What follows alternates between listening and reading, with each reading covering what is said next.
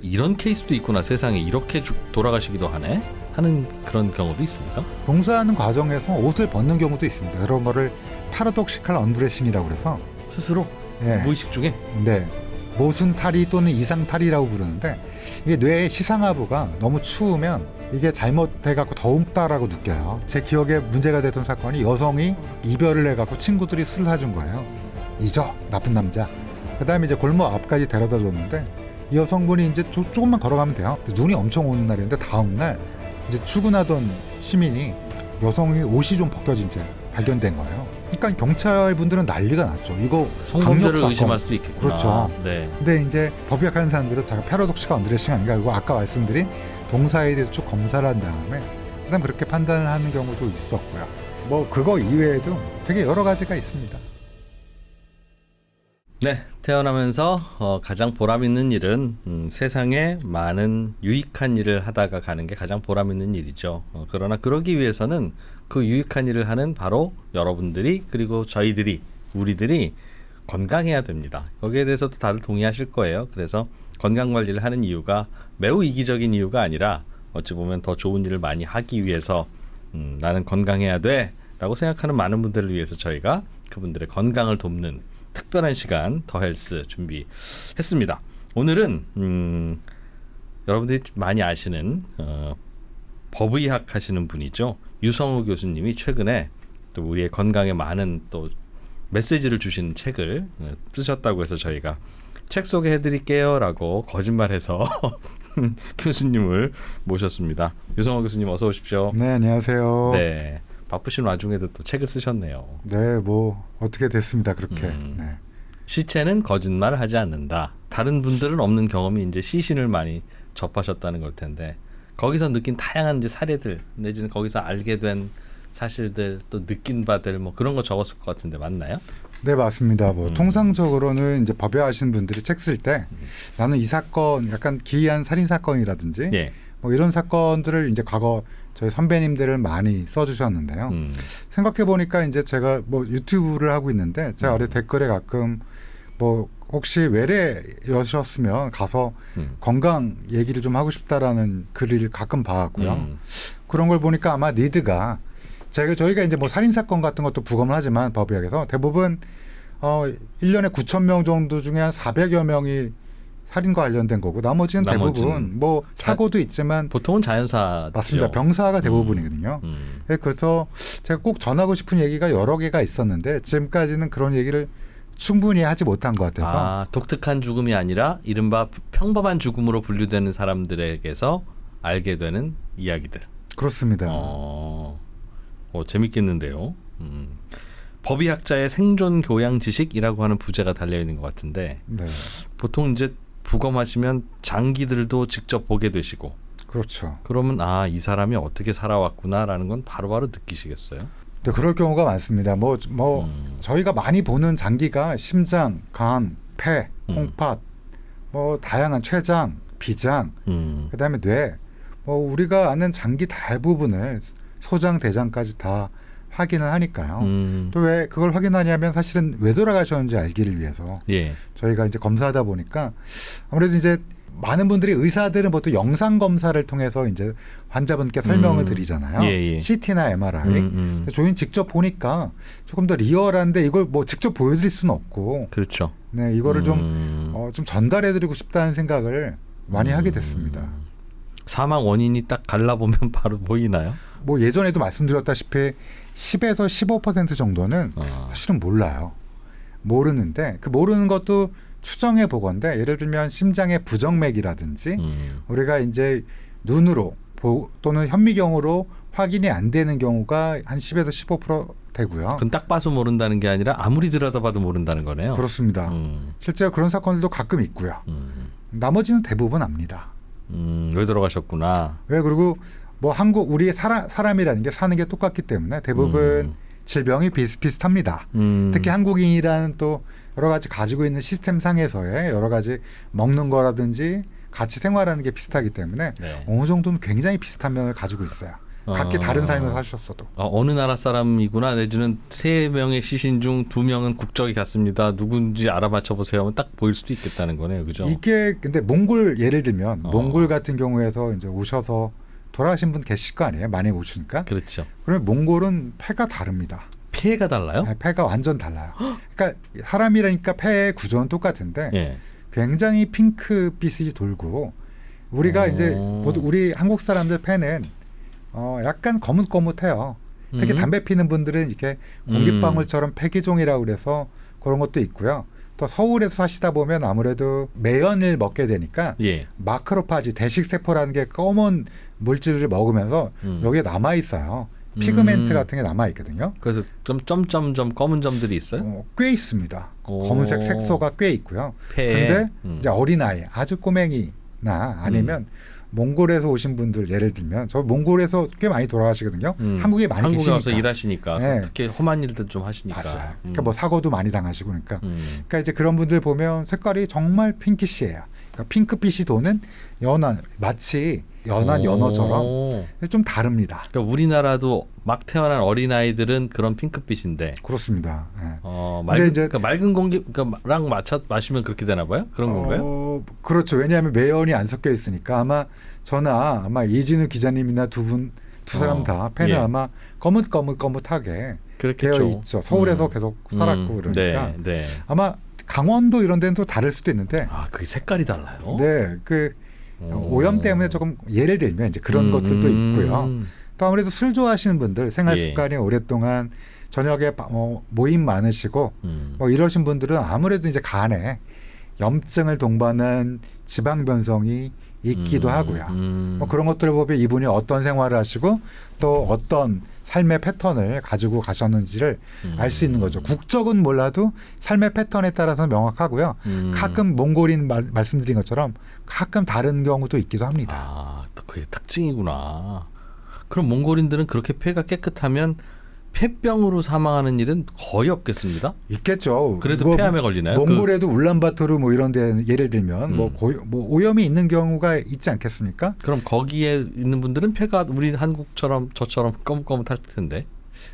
만약에 이제 오염 정도가 만약에 몽골이 울란바토르 같은 대도시도 적다라 그러면 거기 사신 분들은 저희보다 훨씬 그렇다. 아무래도 여러 가지. 그러면 이제 안스라코틱 피그멘트라고 하는데 제가 또 이 전문 용어 얘기 안 하면 또 밑에 댓글 다실까봐 그래서 그런 것들이 있는 분들이 이제 도시 오염이 좀 있는 뭐 오염이라기보다는 일상이죠.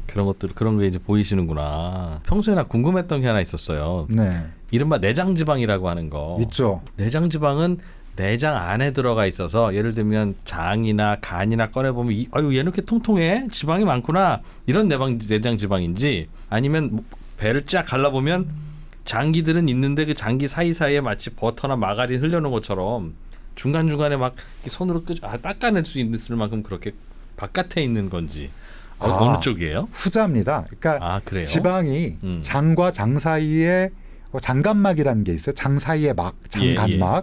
거기에 기름이 잔뜩 노란색의 지방이 잔뜩 끼어 있습니다. 그러니까 우리가 보통 배가 나왔다는 거는 배 아래, 배 피부 아래 그 지방이 쌓인 경우도 있지만 내장 지방이라고 그래서 정말로 배가 막 볼록 나오신 분들 있잖아요. 또 운동 별로 안 좋아하시고 삼겹살 소주 좋아하시고 이러면 그 장과 장 사이에 지방이 노란 지방이 방금 이준 기자님 말씀하신 것처럼 끈끈 이렇게 노란색에 만지면 진짜 정말 크리미해요. 그러니까 닦아낼 수 있어요? 이렇게 묻어 나옵니다. 그러니까 이제 기름기가 묻어 나오고요. 저희는 이제 장갑 끼고 하니까 그럼에도 불구하고 미끄덩 묻어 나올 정도로 그리고 장갑을 면장갑을 안 끼면 그냥 고무장갑을 끼면 놓칠 정도로 미끄덩해요. 그 지방 덩어리들이 지방들이 뱃살 아래 지방도 있지만 그 장과 장은 뭐 곱창 드셨으니까 다들 아실 텐데 그 사이에 장갑막에 또 장을 둘러싸고 있는 그 노란 지방들이 잔뜩 분포돼 있습니다. 그럼 만약 할 수만 있다면 그 살아있을 때도 잠깐 가르고 제거하는 거 샤워기 같은 걸로 씩 해서 딱 씻어내리면 그럼 내장 지방이 깔끔하게 제거가 되겠네요. 그래서 이제 그렇게 상상은 할 수 있는데 문제는 배를 가른다는 거 그리고 안에 어떤 기구를 조작한다는 게 죄책에도 나와 있지만 유착을 유도할 수가 있어요. 배에 유착이 되면 갈랐다 한 붙이면 예, 그러면 이 장이라는 게 꾸불덩꾸불덩 꾸르륵 잘 움직여야 되는데 예. 복벽에 붙습니다. 우리 유명한 마왕 신해철 예, 예, 씨도 예. 사실은 여기 붙은 걸 뛸려다가 여기서 출혈이 수술해서 생기고. 거기서 새갖고 복막염이 폐까지 올라가 심장까지 올라가 사망한 거잖아요. 예. 그렇듯이 뭐 수술이란 건 무조건 장에 영향을 끼친 경우가 많아요. 물론 의사들이 최선을 다해서 거기에 여러 가지 뭐 약제도 있고 여러 번 깨끗이 씻어낸다고 하더라도 일단 한번 이 복벽 즉 네. 배에 장이 붙으면 잘 움직이지 못합니다. 평소 원래는 자유롭게 피부와 장은 따로 있던 건데 수술을 그렇습니다. 한번 하고 나면 붙을 수가 있어요. 이게 붙는 자기들끼리도 과정에서 얘까지 붙여버리는구나. 네, 같이. 자기들 장끼리도 붙을 수 있고요. 심지어 위도 붙어요. 위도 막 복벽에 같이 머리가 붙기도 하고. 붙은 샴쌍둥이처럼 이제 그렇게 맞습니다. 붙어 있다는 뜻이네요. 네. 그렇게 되면 잘 장 운동이 불편하겠지. 기계적 폐색 장마비라고 들어보셨잖아요. 네. 그 장마비가 제 책에 나와 있지만 실제로 아주 유명한 대학 교수님도 그 수술한 다음에 장마비로 돌아가신 경우가 있었어요. 그 장마비는 많이 아시잖아요, 네. 사람들이. 예. 그러니까 이제 일단 수술은 뭐 물론 필수 불가결한 뭐 수술은 해야 되겠지만 그냥 우리가 상상으로 잠깐만 장관막에 장내에 세균 지방이 많아 그거 좀 제거하면 안 되는가? 이거는 약간 그럴 수는 있는데 그 후유증이 무섭다 이렇게. 그러니까 못할 건 아니지만 하고 나면 부작용이 오히려 더 크다. 그렇습니다. 운동에서 그냥 빼세요. 네. 그러시는구나. 피부 아래 지방도 지방을 녹이는 시술이 있거든요. 네. 근데 뭐 잘 아시겠지만 홍콩의 유명 재벌 딸도 우리나라에 와서 그거 시술 받다가 돌아가신 경우도 있고요. 그러니까 이제 사실은 몸에 제가 뭐 미용이나 이런 거 하지 말라는 얘기는 아닌데 이제 되도록이면 안 되는 게 제일 안전하죠. 그리고 뭐 그렇겠죠. 후유증, 합병증이 다 있으니까요. 그러니까 우리가 보통 CT로 보면 의사 선생님이 설명해주면 잘 이해가 안 오는데 한 번만 딱 보면 하고 압니다. 다음에 혹시 제가 다른 책으로 오면 그때 사진을 갖고 오겠습니다. 알겠습니다. 이런 케이스도 있구나. 세상에 이렇게 돌아가시기도 하는 그런 경우도 있습니까? 너무 많죠. 저희가 하다 보면 정말 별별 사고부터 시작해서 질병도 정말 특이하게 돌아가신 경우가 많은데 제가 이제 개인적으로 안타까운 거는 술을 많이 드신 다음에 네. 넘어져서 돌아가신 분들이 그렇게 많아요. 네. 네. 야, 그건 너무 아쉽고 안타깝네요. 네, 그렇게 술을 해갖고 넘어져서 머리가 뭐 뇌출혈이 생기는 경우가 아주 흔하고요. 그건 정말 뭐 다른 사람들이 다 드르렁 코를 고니까 이 사람 자고 있나 보다 술 취해서. 근데 사실은 넘어졌고 우리가 이제 술을 먹으면 가장 몸에 안 좋은 기관은 다 간이라고만 생각하시는데 예. 세 개가 대표적이거든요. 사실 더 많은데 가장 대표적인 걸 들자면 간도 있지만 뇌가 제일 많이 영향을 받아요. 네, 뭐 1000억 개 정도 되는 뇌세포가 좀씩 줄잖아요. 나이 들면서. 근데 술을 먹으면 가속화됩니다. 예. 그래서 진짜로 노인분들은 볼륨이 뇌 용적이 원래 우리 이만하다면 보통 성인이 줄어들어 있고 술을 드시는 분도 노인처럼 똑같이 줄어들어 있어요. 예를 들어 50대 남성이다. 보통 한 뇌가 머리뼈 안에 차 있는 용적이라는 게 있는데 그게 술을 많이 드신 분 그건 쉽게 알 수 있고요. 그런 분들은 줄어들어 있어요. 그러면 이게 빈 공간이 많으니까 예. 잘 흔들리고 잘 흔들리면 경막하 출혈이라는 게 잘 생기고 쉽게 넘어지면 예를 들어 기자님이랑 저는 넘어져도 그냥 뭐 쾅 하고 짚고 뭐 아이고 아파라 하고 그냥 일어날 수 있는데 예. 근데 만약에 오랫동안 알코올을 많이 드신 분들은 뇌가 줄어들어 있어요. 그래서 엉덩방아 찧어서 탕 하고 돌아가신 분도 있고 예. 황당한 얘기를 해서 제가 말씀드린 건 고스톱 치다가 돌아가신 분이 계세요. 고개 흔들다가 여성분이었는데 이제 술을 진짜 많이 드시는 분이에요. 평소에. 그러니까, 간경변이 알코올성 간경변이 있을 정도인데 근데 경막하 출혈이 있는 거예요. 그러면 이게 이제 외상이어야 되는데 어디 부딪힌 데가 있거나 아까 말씀드린 것처럼 넘어지거나 아니면 혈관에 기형이 있거나 이래야 되는데 그게 없었어요. 그리고 주변 사람들이 모두 다 고스톱 치는 걸 막 깔깔대고 이렇게 고개를 확 흔들면서 딱 쓰러졌다는 거예요.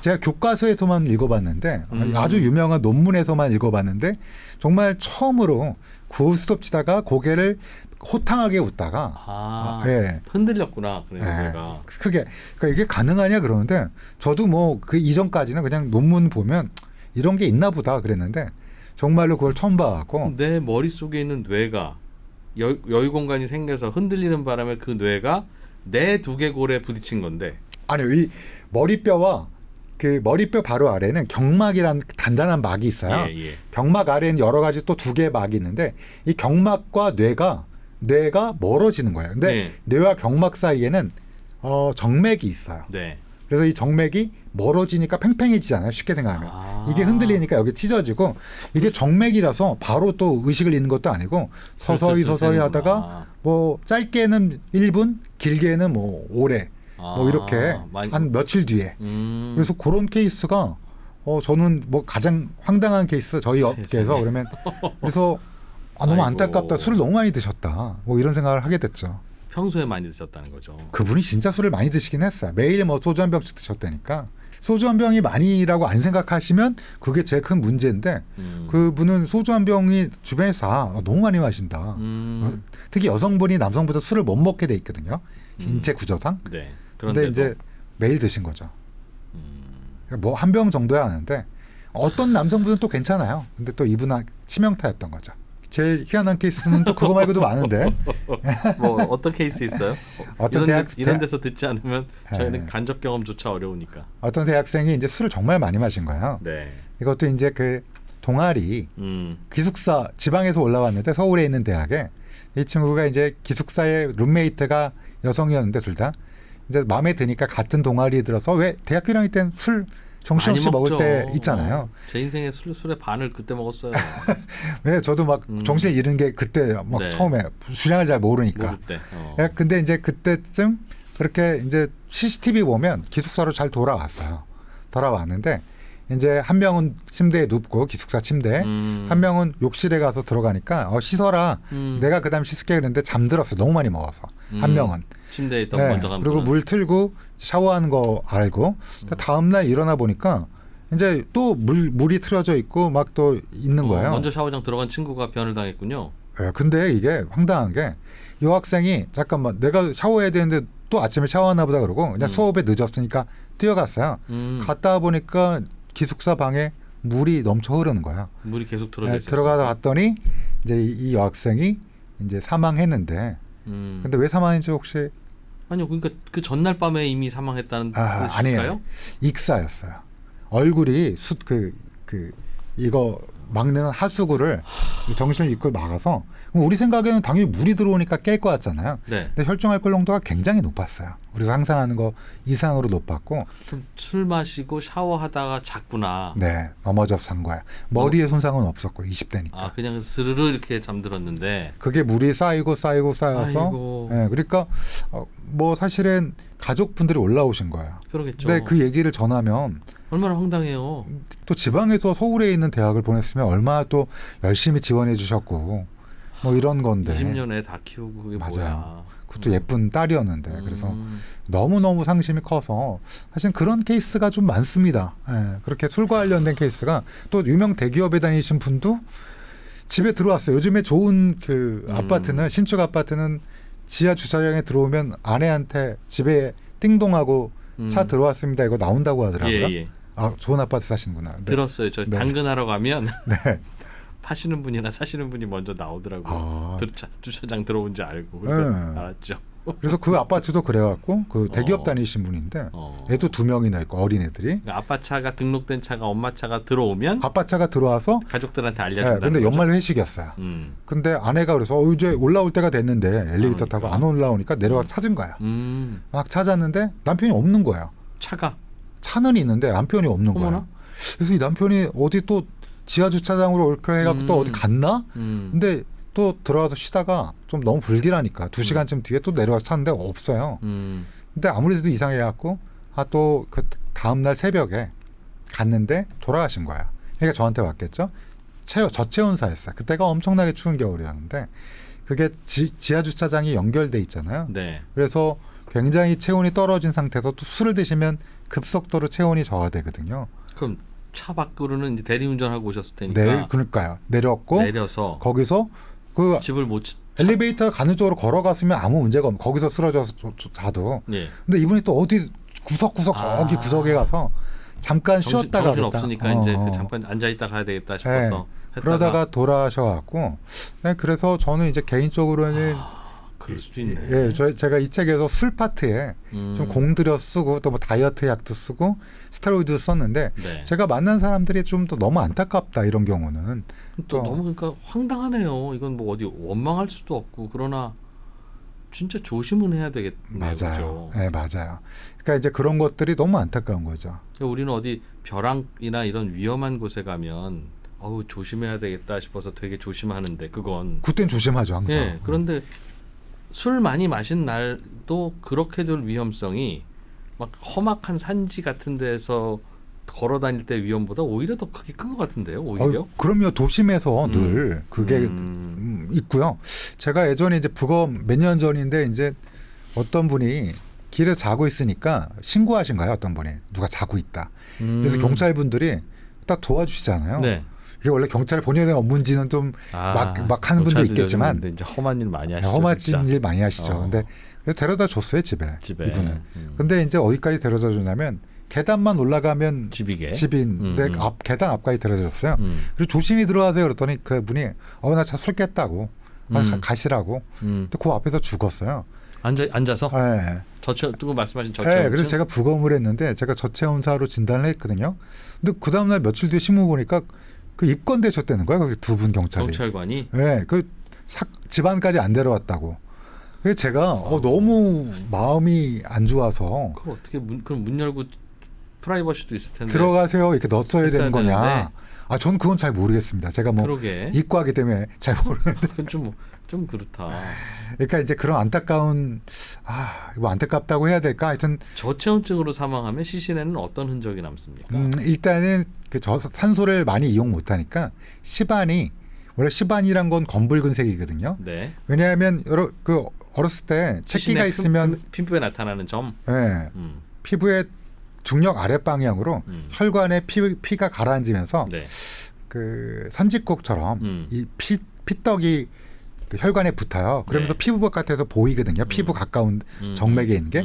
그 색깔이 이제 시반 색깔인데 되게 색깔이 검붉어요. 왜 마치 우리 정맥 색깔이 검붉잖아요. 네, 할머니 손 딸 때 검붉은색 나와야지 빨간색 나오면 안 되잖아요. 그럼 동맥단골에서 피가 축축축축 이렇게 나오는 것처럼. 그런데 이제 이게 굉장히 핑크색이에요. 원래 검붉어야 되는 시반 색깔이 핑크색이고 그다음에 털새음근 우리가 닭살이라고 부르는 거 있죠. 그런 것들도 좀 보이고요. 추웠다는 뜻이니까. 그렇죠. 추웠다는 뜻이니까 그렇게 되고 부검을 하게 되면 위에 출혈이 깔립니다. 왜요? 그게 이제 여러 가지 가설이 있는데 아직까지 정확히 모르는 의학적 지식도. 추워서 돌아가신 분은 위에 출혈이 생겨요? 네, 스트레스성 출혈이 생기고요. 마치 그 표범 무늬처럼 생기기도 하고요. 그 다음에 또 혈액에 포도당이 쫙 올라가거나 아예 없거나. 왜냐하면 너무 추우니까 포도당을 끌어쓰려다가 그때쯤 죽으면 포도당 완전히 당뇨병처럼 포도당이 쫙 올라가고. 아니면 그거 다 쓰고 돌아가시면. 다 쓰고 하면 케톤이라는 게 올라갑니다. 아세톤, 아세테이트, 베타 뭐 전문적인 용어니까. 케톤이 다이어트 할 때 들어봤어요. 맞아요. 그게 혈액에서 나온다고. 또 눈 유리책에서 쫙 올라가게 돼요. 그 다음에 이제 심장의 오른쪽 우심방과 좌심방의 색깔도 좀 다르고 이런 것들을 종합적으로 파악해서 저희가 이제 판단하게 되는 거죠. 또 복잡한 메커니즘이네요. 복잡해요. 그래서 이거 엄밀하게 방금 그 경찰분들도 너무 안타깝잖아요. 그렇죠. 뭐 데려다 주셨는데, 근데 그런 거 진단할 때 그러면 이게 맞냐 이렇게 또 제기하실 수도 있잖아요. 공사 맞냐? 네, 맞냐? 아니면 그냥 술 먹고 죽은 거 아니냐? 뭐 이렇게 우리가 그냥 흔하게 생각할 수도 있잖아요. 근데 이제 그런 것들을 다 고려해서 하는 거죠. 그래서 뭐 제가 안타까운 죽음 얘기하다 보니까 좀 말이 길어졌는데 이 책에는 제가 안타까운 죽음 당하지 말라고 이 책을 쓴 거예요, 사실은. 야, 그러니까 특히 우리나라처럼 사계절 뚜렷하고 겨울 있는 그런 곳은 겨울에는 특히 그러니까 술 취해 있는 분들은 진짜 주변에서도 좀 잘 돌봐야 되겠네요. 아유, 그럼요. 술 먹고 왜 저러다 들어가는 가시겠지만 참 그러네 그렇게 할 게 아니라. 그렇죠. 이분 응급 환자일 수 있겠구나 정말. 그렇죠. 그리고 뭐 만약에 이제 동사를 얘기를 조금만 더 하면 열사병도 있지만 반대. 동사 얘기를 조금만 더 하면 동사하는 과정에서 옷을 벗는 경우도 있습니다. 그런 거를 파라독시칼 언드레싱이라고 그래서 스스로 무의식 중에. 네. 모순 탈이 또는 이상 탈이라고 부르는데 이게 뇌의 시상하부가 너무 추우면 이게 잘못돼갖고 더웁다라고 느껴요. 어머나. 그래서 왜 공포 영화 같은데 보면 옷을 벗고 막 이런 게 나오잖아요. 추운 겨울에. 근데 실제로 벗는 경우가 10에서 한 15% 홀딱 벗는 경우도 있고요. 장갑이든 아니면 뭐 입고 있던 파카라든지 양말을 벗는 경우는 너무 흔하고요. 어머나, 그래요. 네, 그래서 이게 이제 제 기억에 문제가 됐던 사건이 여성이 이제 이별을 해갖고 친구들이 술을 사준 거예요. 잊어 나쁜 남자. 그다음에 이제 골목 앞까지 데려다 줬는데 이 여성분이 이제 조금만 걸어가면 돼요. 네. 근데 눈이 엄청 오는 날이었는데 다음 날 이제 출근하던 시민이 여성이 옷이 좀 벗겨진 채 발견된 거예요. 그러니까 경찰 분들은 난리가 났죠. 이거 성범죄를 강력 의심할 사건. 수도 있겠구나. 그렇죠. 네. 근데 이제 법역하는 사람들은 자가 패러독스가 언드레싱 아닌가. 그리고 아까 말씀드린 동사에 대해서 쭉 검사를 한 다음에 그다음 그렇게 판단을 하는 경우도 있었고요. 그다음에 뭐 세월호 사건 때도 우리 유병헌 씨도 이게 야산에서 발견됐잖아요. 네네. 야산과 밭 사이에 네. 옷을 좀 들고 있었어요. 그게 이제 그분이 당뇨병이기도 했고 그때 돌아가실 때 비도 뭐 쌀쌀한 그래서 날씨라서. 그래서 많은 법약자는 저체온사를 사망 원인으로 판단합니다. 아주 춥지 않아도 저체온증이. 그럼요. 이게 우리 몸이 체온이 36점 중심 체온은 36.5도 정도 되거든요. 네. 그것보다 낮으면 더 낮아지면 실제로 30도 이하이면 사망할 가능성이 높고요. 네. 아, 뭐 체온이. 예. 중심 체온이. 네. 꼭 사망하는 거 아니다. 30도 이하면 굉장히 위험하거든요. 32도 이하에서는 의식을 잃고. 왜 우리 영화에 보면 클리셰 뭐 졸지 마, 뭐 깨야 돼, 뭐 이렇게 하는데 네. 실제로 졸려요. 32도 이하면. 그렇게 해서 중추신경계의 저하가 완전히 되면서 결론적으로는 그 괜찮은 날씨 20도쯤 되면 선선하고 좋잖아요. 20 몇 도 정도 되면. 그러니까 밖에서 자기도 하고 자다가 새벽에 추워서 깨기도 하고 들어가서 맞아요. 자기도 하고 그러잖아요. 보통. 근데 사람에 따라서는 뭐 알코올 많이 드셨다거나 당뇨병이 있으시거나 노인이시거나 이럴 경우에는 우리가 생각하는 것보다 높은 온도에서도 돌아가실 수 있습니다. 아, 춥다는 이유로. 그렇죠. 캠핑 가서도 그럼 술 마시면 조심해야 되겠네요. 아니 그래도 캠핑 가면 꼭꼭 안에 들어가셔서 주무시지 밖에서 주무시지 않잖아요. 근데 이제 술 먹다 보면 약간 또 뭐 그러다가 난 먼저 들어간다 그러면 그래 너 먼저 들어가라 난 별 좀 보다 들어갈게 그러다가 친구가 깨워주겠죠. 친구는 먼저 들어가서 들어가 있고 나 혼자 남아 있다 그러면 이제 겨울엔 안 그러실 거 아니에요. 그래도 그렇긴 아직 하겠죠. 건강하시니까 큰 문제는. 진짜 그게 꽤 중요한 사인이네요. 네, 그래서 뭐 그거 이외에도 되게 여러 가지가 있습니다. 다이어트 약, 스테로이드 이것도 진짜 조심해야 된다. 이걸로도 많이 돌아가신다고 하던데 무슨 얘기예요, 네. 그건?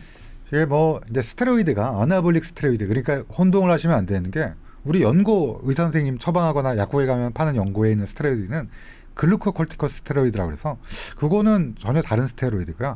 이제 왜 울그락불그락 뭐 하시는 분들이 아나볼릭 스테로이드라고 쓰는데요.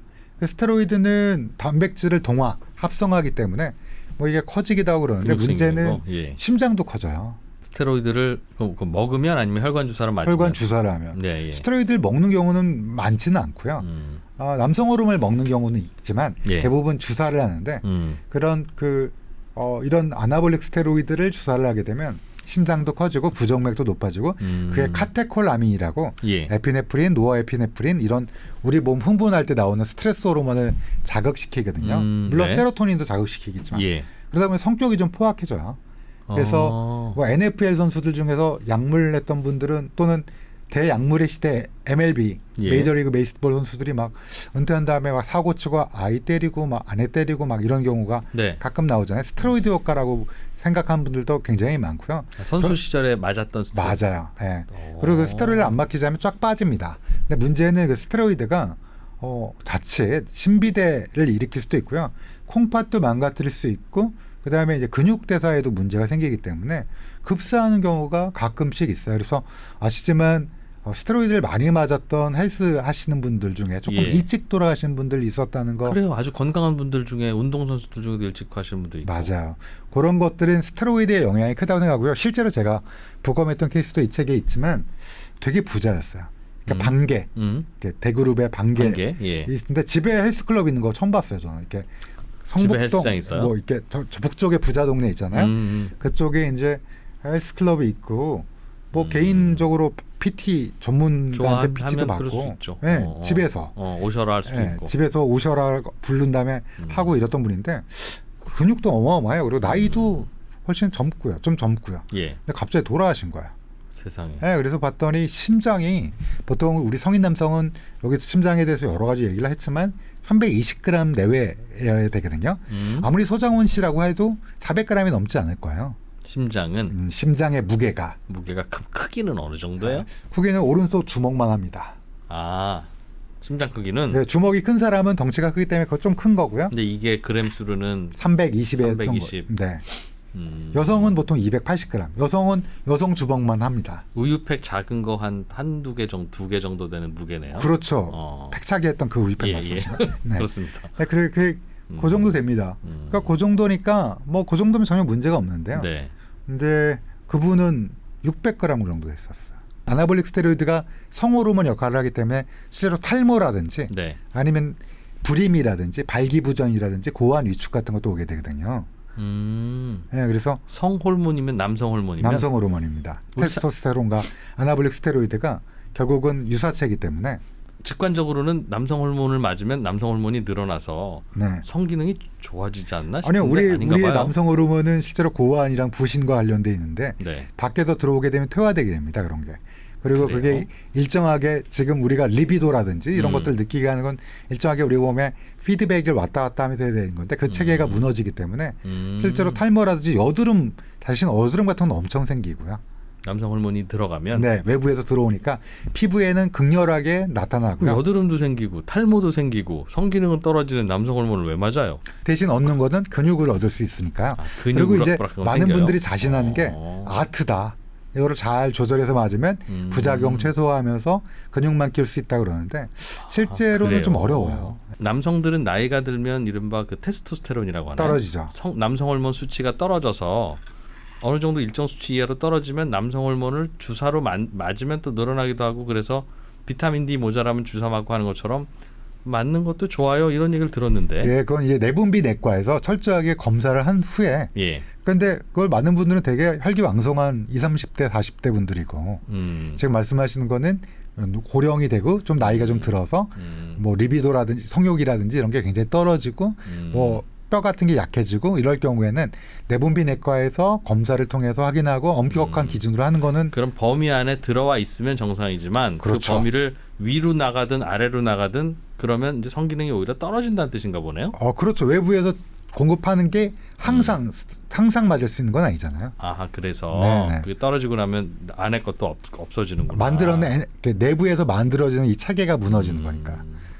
결론적으로는 운동하는 분들 조심해야 되겠네요. 네, 그런 스테로이드라든지 뭐 이런 것들이 문제가 또 펜터민 같은 예. 요즘에 유고비는 좀 다른 어나더 스토리고요. 옛날에 이제 나비약이라고 불렀던 게 있습니다. 펜터민이라고 부르던 그런 약물은 지금도 처방이 돼요. 근데 한번 드셔보신 분은 아실 거예요. 굉장히 심장이 빨리 뛰고 그런가요? 이것도 역시 카테콜라민을 굉장히 자극하면서 뭐라 그럴까요? 이게 좀 몸에 전체적으로 항상 뜨는 느낌? 그래서 개인에 따라서는 정신적인 문제가 발생하는 경우도 있고요. 약간 좀 살은 빠져요. 그래요? 살은 빠집니다. 왜냐하면 항상 몸이 뭔가 신나고 안절부절 업돼 있고 그런 거구나. 신난다기보다는 안절부절 초조. 근데 뭐 그게 이런 이제 거. 살 빼는 효과가 있으니까 먹는 거예요? 처방해 주신 선생님도 아직도 여전히 있는데 이제 대부분은 절대 처방해 주지 말라고 하는 선생님들도 많아요. 대부분은 그렇습니다. 그래서 저 개인적으로는 그걸로 돌아가신 분들도 꽤 많이 저희가 부검을 해요. 부작용으로. 예, 그거랑 SSRI라고 우울증 치료제를 같이 먹는 게 예전에 유행이었었는데 그래요. 예, 그게 이제 지금은 금지됐습니다. 하도 이제 그때는 몰랐는데 이거는 그럼 자살로 돌아가시는 게 아니라 그럼요. 그냥 그걸 약물 때문에 돌아가시는 거죠? 네, 그리고 실제로 정신적인 문제 때문에 스스로 고의적 자해를 하시는 분도 있기 때문에 저는 그래서 이 책에서도 뭐 지금도 처방이 나오는 약인데 굳이 이 약을 얘기를 할 필요 있냐라고 얘기하신 분도 있는데 저 개인적으로는 생존 기술이라 빨리 막았으면 좋겠다. 네, 저는 안 했으면 좋겠다라고. 최근에 제 처제도 살을 빼고 싶다 그래서 처방 받아왔는데 먹었더니 이상하다는데 약을 받으려는 거야. 그래서 펜토민이더라고요. 그래서 야 이게 형부가 이렇게 책까지 쓰는데 넌 혼내주고 아까운데 버리라고 했던 것도 있었고요. 그럼 그 처방하는 의사 선생님은 이 사실을 단기간에 알고 있죠. 알고 있는데 단기간에 치고 빠지는 거 효과는 좋으니까. 왜냐하면 늘 안절부절하고 초조하고 입맛도 없고 막 늘 붕 뜨는 느낌이니까. 그래서 이제 입맛 없어지면 살이 빠지니까. 효과가 너무 우수하니까 그 유혹을 조금 못 벗어나니까 또 그래서 처방을 해주는데 단기간의 처방은 해줘야 되는데 이거를 병원을 옮겨가면서 입맛 떨어지는 약이라는 게 꽤 없나 봐요. 그걸 굳이 처방해야 되는 정도로. 아니 입맛이 떨어지는 건 안 좋은 거죠.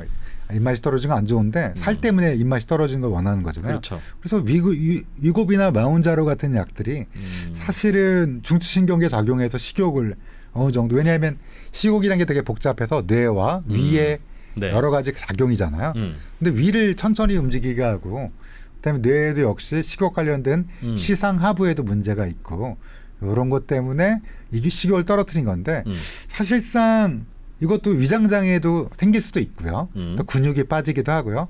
또 탈모가 있다라고 지금 집단 소송 미국에서 탈모랑 눈 때문에 집단 소송도 들어가고 탈모 그래서 생긴다는 얘기도 있어요. 네, 있습니다. 근데 그거는 이 마운자로나 위고비 때문이 아니고 밥을 안 먹으니까 탈모가 맞아요. 생기지. 네.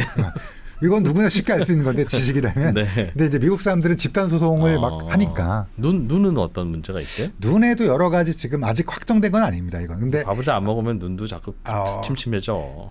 그게 이제 드물게 이제 갑상선 암이랑 실명을 유발한다고 주장하는 논문들도 이슈도 있어요? 나와서 예. 그건 굉장히 드문 거긴 합니다. 야. 근데 뭐 제가 뭐 위고비나 마운자로에 대해서 얘기한 건 아니고요. 펜터민 같은 약은 안 드시는 게 좋겠다. 말씀하시는 오늘 이런 황망한 사고들은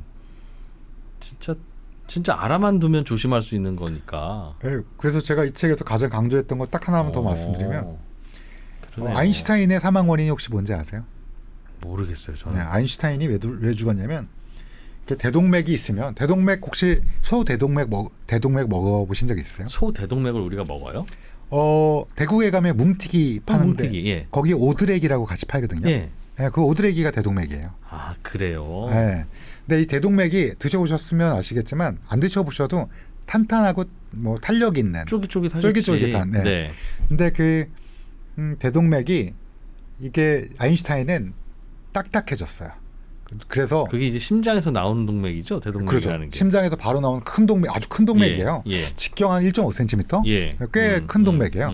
근데 그게 딱딱해지면서 그리고 논밭이 갈라진 것처럼 쩍쩍 벌어지면서 터졌어요. 그게 대동맥류 파열인데요. 그게 왜 생겼냐? 혹시 아인슈타인 그 딱 떠오르면 가장 먼저 하얀 백발에 또 혹시 손에 들고 있는 거 혹시 기억나세요? 파이프 담배. 아, 네네네. 네. 담배가 사실은 대동맥을 핥히면서 상처를 내고 거기에 동맥경화가 안착되면서 대동맥류 파열로 사망하는 경우가 있거든요. 제 책에도 써 있지만 동맥에 핥히는 거는 7살 때부터 시작돼요. 논문에 보면. 왜 막 과자 같은 거 많이 먹고 비만인 친구들 있잖아요. 아이들 중에서. 예. 그러면 그 7살짜리 아이도 스트릭이라고 그래서 얇은 노란 게 대동맥에 좀씩 끼기 시작해요. 근데 이제 그래도 나중에 또 끊으면 뭐 살 빼고 그러면 괜찮은데 담배를 피기 시작하면 거기에 이제 패티 스트릭이라고 그래서 이런 게 끼고 거기에 이제 여러 가지 콜레스테롤 같은 게 달라붙고 딱딱해지고 터지는 거죠. 그래서 이 책에는 심장이랑 그다음에 대동맥 혈관에 대해서 분리해서 써놨는데요. 그 모든 게 다 원인 중에 큰 원인 중에 하나가 손에 들고 있는 담배. 근데 아인슈타인 시대 때는 담배가 그런 역할을 하는지 몰랐어요. 몰랐겠죠. 네. 그냥 나 기분 좀 진정시켜주고. 그럼 아인슈타인 그분은 멀쩡하다가 어느 날 갑자기 급사하셨겠네요? 아니요, 알았어요. 프린스턴 대학에서 수술하자고 그랬는데 본인이 갈 때 가겠다. 인공적으로 더 살고 싶지 않다라고 얘기하신 다음에 돌아가셨어요. 그럼 근데 결국 76세. 그럼 어느 날 갑자기 혈관이 터졌을 거 아니겠어요? 그렇죠. 혈관이 터졌는데 그 전에 이렇게 셀로판지 비슷한 걸로 붙였어요. 계속 그래서 터질 건 알고 있었는데 혈관 갈자 그랬는데 지금은 너무 좋은 소재가 많아서 혈관을 넣습니까? 지금은? 넣습니다. 대신 평생 항응고제를 먹어야 되는데 근데 그렇게 안 되려면 담배를 안 피면 또 혈압 조절, 운동하고 우리가 늘 하는 거. 제가 사실은 그런 거 되게 많이 부검하거든요. 갑자기 돌아가셨어요 해갖고 보면 안에 터졌어요. 그리고 딱 만져보면 쪽쪽쪽쪽 진짜로 이렇게 눈바닥처럼 쩍쩍 돼 있어요. 바스락거린 느낌? 너무 안타깝잖아요. 이거 굳이 이분 되게 열심히 잘 사셨고 즐겁게 오랫동안 사실 수 있는 분인데 40대, 50대에 돌아가신 거 너무 안타까우니까. 대체로는 흡연이에요? 고혈압, 흡연, 당뇨, 이상지질혈증, 그럼 비만? 내 대동맥이 딱딱해지고 있는지 아닌지는 평소에 건강검진하면 나옵니까? 뭘 봐야 알 수 있어요? 대동맥 걱정 안 하셔도 담배 안 피시잖아요. 옛날에 고등학교 때 좀 고사하게 되는 거 괜찮습니다. 괜찮아요? 15년 이상 네, 괜찮습니다. 근데 다른 것도 있다면서요? 뭐 고혈압, 비만, 당뇨. 뭐 조절하고 계실 거 아니에요, 선생님한테. 아, 그 주치의 선생님이랑 상의하시면 뭐 그래요? 아마 초음파 같은 걸로 봐도 되고요. 아니면 CT 같은 거 찍어도 되는데 복부 MRI 찍는 분도 있고. 근데 뭐 굳이 그전 소인이 없으시면 잘 관리하고 계시면. 그건 제가 듣기로는 뛰는 것도 요즘에 하신다고 제가 예. 그 커피 타임인가 그거 제가 맞아요. 가끔 듣는데 일할 때. 러닝을 시작하긴 했습니다. 네, 제가 최근에 봤더니 80세 여성분께서 네. 서린 3종 경기를 하루 만에 완주를 했거든요. 하루 걸려서. 와. 근데 그분이 하루에 5km를 지난 40년간 뛰셨대요. 그러니까 30년간 50대부터 뛴 거죠. 50대부터 네. 제 나이부터 뛰었네요. 네. 슬슬 뛴 거죠. 매일매일. 매일 5km면 아주 많이 뛰는 건 아니나 비가 오나 눈이 오나 뛰었다는 거니까. 어마어마한 거죠. 음, 뭐 그렇게까지 제가 뛰라고 말씀 안 드리고 하지 말라는 것만 좀 말씀드리고 이 책에서 좀 강조를 정기적으로 드렸죠. 검진 받다 보면 이 대동맥 검사 한번 해봅시다 하겠네요. 그러면. 대동맥만 따로 검사하지는 않고요. 이제 초음파나 아니면 CT나 MR 같은 거 찍으면 크게 뭐 문제가 없는 게 나옵니다. 문제가 있다면. 알겠습니다. 그것도 이제 급사의 원인이 되는 거고. 좀 드물어요. 드물긴 한데 그게 터지면 치명적이라 혹시 유퀴즈 보셨으면 거기에 강남 세브란스 병원에 있는 흉부외과 선생님이 바로 그 옆 아파트 살면서 예. 강남 세브란스 옆에 아파트 있잖아요. 예. 거기 살면서 응급환자 오면 뛰어나간다고. 네. 그 정도로 되게 심각한 거긴 하거든요. 아, 빨리 해야 되니까. 네. 혈관을 꿰매거나 해야 되나 봐요. 그건 그럼. 혈관을 필요에 따라서는 갈아야죠. 왜냐하면 쩍쩍 갈라져 있으면. 근데 뭐 조심하실 거는 그게 아니라 흡연, 그다음 고혈압, 당뇨 뭐 이런 것들 잘 관리하시는 거죠. 뭐. 교수님은 매일 보실 테니까 네. 뭐가 위험한지 뭐 뭘 관리해야 되는지를 남들보다 훨씬 잘 아실 테니까 보통 의사 선생님들은 본인 스스로 건강 관리는 잘 안 하시는 스타일들이 많은데 뭘 아니요, 좀 다들 하세요? 잘 하세요. 어. 저도 뭐 제가 이제 수영을 좋아합니다. 수영을 일주일에 3번에서 4번 정도 와. 하고요. 아침에 하고 그 다음에 이제 되게 노력을 많이 하는 게 이제 그 과자를 안 먹으려고. 제가 어렸을 때 과자를 너무 좋아해갖고 어렸을 때 지금도 맛있지 않나요, 과자는? 너무 좋아요. 맛있는데 참으려고 노력을 합니다. 그리고 그렇게 나빠요, 과자가? 아이 그걸로 뭐 배 터지게 먹는 것도 아니고 몇 개 먹는 건데. 아마 정의원 선생님이 여기 온 적 있나요? 물론 자주 오시죠. 네. 아마 뭐 과자 먹지 말라고 난리. 그 저도 얘기는 들었는데 네. 아니 그거를 뭐 이렇게 한 고봉 먹는 거 아니라 그냥 뭐 갖다 놓고 한 봉지 뜯으면 한 이틀은 먹는데. 그 제가 봤습니다. 커피 타임 하실 때 와그작. 예. 네. 아니 뭐 그 정도 괜찮죠. 근데 이제 이거를 꾸준히 카우치 포테이토라고 그래서 누워서 네. 예. 계속 흡입하는 경우도 있잖아요. 이렇게 손이 가죠, 자꾸 그쵸. 새우깡처럼. 이게 또 이게 과자라는 게 마케팅이 워낙 맛있게 만들어야지 또 손이 가게 만드니까 단짠. 그래서 그거에 좀 현혹되지 않으려고 노력하는데 제가 최애 음식이 삼양짱구라고 맛있죠. 너무 맛있어요. 주의하고 있습니다, 늘. 노력하고 있습니다. 그리고 술이랑 담배는 안 하려고 노력하고 있고, 뭐 담배는 안 피지만 술은 그래도 어쩌다가 이제 또 기회가 있는데 되도록이면 적게 먹으려고 노력합니다. 수영이 근육에는 좀 더 관절이나 이런데 부담은 좀 적게 주는다고 그럼요. 들었습니다. 굉장히 좋은 운동입니다. 먹고 수영한 다음에 많이 먹지만 않으면 체중 조절도 되고요. 네. 뛰는 것처럼 이렇게 헉헉 되는 운동이 좋다 하던데 숨찬 운동이. 유산소 운동에서 저도 슬로우 러닝을 일주일에 한 2번 정도 하는데요. 이제 저도 러닝이 이제 조금은 어렸을 때부터 잘 익숙하지 않아서 슬로우를 하고 있습니다. 체질은 잘 안 맞으시나 봐요. 안 맞으시나 봐요. 수영이 좋습니다. 체질 잘 맞으시나요? 지루하죠. 사실은 러닝머신 위에서도 뛰고 길에서도 뛰는데요. 길에서도 뛰세요? 네. 그런 이제 날씨 좋으면 길에서도 뛰는데 몇 킬로미터? 뛰어야 되니까. 아니요, 저는 10km를 뛰려고 연습을 하고 있는데 5km 이상 뛰면 힘들기도 하고 땀도 많이 나고 해서 그냥 됐다 오늘은 이러고 들어가죠. 5km 정도? 네. 한 30분 넘게 뛰어야 5km 뛰어지더라고요. 30분에 5km면 뭐 그래도 천천히 괜찮은 건데요. 그렇죠. 예. 네. 그런데도 잘 뛰시는 분들은 웃겠지만 맞아요. 참 그 사람 위화감 조성하는 그 조금 뛴다는 이유로 뛰어봐야 치타만큼도 못 뛰는 것들이. 근데 오래 하시면 잘할 거예요. 저도 수영을 처음에 할 때는 한 바퀴만 가도 너무 힘들었거든요. 네. 지금은 4-50분 동안 한 번도 안 쉬고도 충분히 왔다 갔다 해. 그러니까 저도 그거 되는데 거의 7-8년 걸렸으니까요. 아마 하면 되나 봐요. 그죠? 그럼요. 신기하죠. 저도 운동을 잘하는 스타일은 아닌데. 이 책은 전 국민이 다 봐야 될 것 같은 생각은 드는데 이거 뭐 하루 읽는데 뭐 시간 얼마나 걸리겠어요. 그런데 이거 대충 알아두면 내가 최소한 이런 황망한 죽음은 안 당할 거 아니겠습니까? 네, 뭐 안타까운 죽음은 피할 수 있는. 그렇군요. 이 책이 더 어렵게 쓸 수도 있는데 예. 되도록이면 많은 분들이 읽어주십사 하는 생각에 좀 쉽게 썼어요. 사실 이것보다 어려운 책들도 많고 그렇긴 한데 너무 어려우면 또 읽다가 안 읽으시더라고요. 네. 또 뭐 복잡하고 그러면 그래서 그렇지. 이게 제 사례 중심으로 조금 또 앞에 보면 부검감정서 같은 사진이 있어서 그림이 있어서 조금 더 호기심을 좀 읽고 장기가 어디쯤에 있구나. 그리고 이 장기는 어떤 역할을 하는구나 간단히 설명드린 다음에 또 이런 사례를 같이 보시면 조금 더 쉽게 재밌게 읽으시라고 좀 준비를 했습니다. 알겠습니다. 스트레스가 만병의 근원이다. 뭐 스트레스 쌓이기 시작하면 그게 문제가 된다. 뭐 그럴 텐데 스트레스 받아서 사망한 사람 부검하지는 않으셨을 거고. 예, 스트레스가 사실 만병의 근원이라는 얘기는 누구나 하는데요. 스트레스를 잴 수가 없어요. 그렇죠. 지표도 없고 척도가 없고 사람에 따라 또 어떤 사람은 스트레스인데 이 상황이 어떤 사람은 즐기는 사람도 있고요. 그렇기 때문에 그냥 우리가 통상적으로 스트레스는 건강의 만병의 원인이고 건강의 적이다. 이 정도를 얘기할 수 있는데요. 근데 다만 스트레스 때문에 심혈관계가 문제가 생기거나 이런 거는 분명히 잘 알려져 있어요. 또 성격 중에서 왠지 좀 꼼꼼하고 좀 지나치게 결벽적이고 이런 화를 잘 내시고 이런 거 잘 안 되면 쌓아놓는 싸우는 사람들. 근데 통상적으로 그런 분들이 많은 분들이 경험적으로 타입 A다. 이런 분들은 나중에 좀 그렇다. A형이라서 타입 A가 아니라 그런 타입을 A라고 그래요. 타입 그래요? A라고 하는데요. 그래서 그런 거를 보면 분명히 스트레스는 건강에 안 좋은 건 분명합니다. 그러겠죠. 뭐 쌓이면 잠도 잘 안 하고 그러다 보면 이제 건강에 적신호들이 하나씩 올 텐데. 네, 왜냐하면 이제 우리나라에서 사망률 1위가 암인 건 너무 당연하고 이제 곧 5위가 지금은 자살이 5위지만 5위가 치매로 바뀔 거거든요. 10년 이내에. 치매. 네. 근데 치매의 가장 큰 엔타이 에이전트가 즉 치매를 예방할 수 있는 거는 수면이에요. 수면. 네.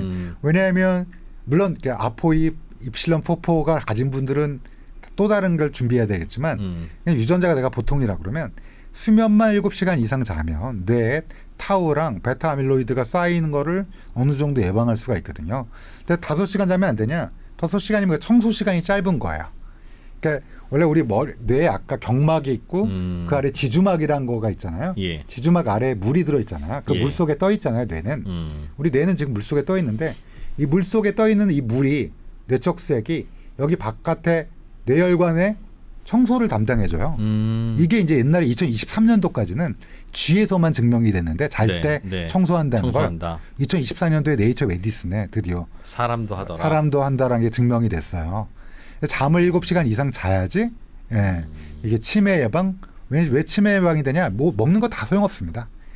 스트레스 관리 난 잘하는데 그래서 좀 모르잖아요. 그러니까 잠은 7시간 이상 자는 게 특히 베타 아밀로이드를 제거하는데 굉장히 이점이 있다라는 거 분명합니다. 청소 시간 7시간 주자 이상. 네. 수면은 뇌뿐만 아니라 온몸도 건강하게 만드는 것 같아요. 운동하실 때 수면 적게 잔데 운동하면 정말 죽을 것 같잖아요. 저는 그래서 잠 적게 잔 날은 그 핑계 대고 운동 안 하고 들어가서 잡니다. 그게 더 좋은 겁니다. 그럼 자고 일어나면 저는요. 배도 들어가 있고요. 그럼요. 아니 그게 왜 자면 운동한 것도 아닌데 그거 왜 그런지 모르겠어요. 수면 때 온몸의 근육이 이완되고 또 여러 가지 우리가 피드백이 멈췄던 것들도 다 작용하면서 사실 근육 이완 효과랑 또 소화 효과도 탁월하고요. 그래서 결론적으로는 제 생각에는 운동보다 수면이 중요하고요. 수면을 충분히 취했으면 그다음 운동을 중요시하고요. 그렇게 간단한 건데 말이죠. 그냥 간단한 거를 이렇게 두껍게 썼어요. 그렇습니다.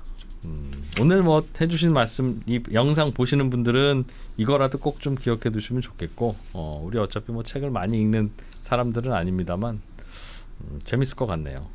이런 거 이제 읽어놓고 잘 알아두면 사람들하고 대화할 때 또는 술자리에서 이야기하기 좋은 것 같아요. 사실 술자리에서 야, 요즘 트럼프랑 러시아의 푸틴이랑 만났는데 뭐 이란이 어떻게 될 것 같니 이런 소리 하면 좀 그렇잖아요.